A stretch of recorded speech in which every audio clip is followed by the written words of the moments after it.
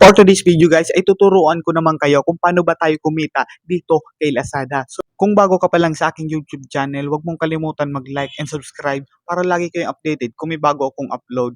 So ayan guys, nandito na tayo sa ating screen at pindutin na lang natin yung ating Lazada app. Ayan, napindot na natin yung Lazada app. Pumunta tayo dito guys sa ating account. Pagkapunta naman natin guys sa ating account, hahanapin natin yung Lazada applicant. Ayan, ito. Sa baba lang yan. So, pindot natin dyan, ay hanap na tayo dito ng product na gusto nating i-promote. Katulad nito guys, ang presyo niya ay 2,850. Mag-earn tayo dyan ng 319.2. Kumbaga, yan yung ating makukuhang pera dito kay Lazada kapag nag-promote tayo ng product.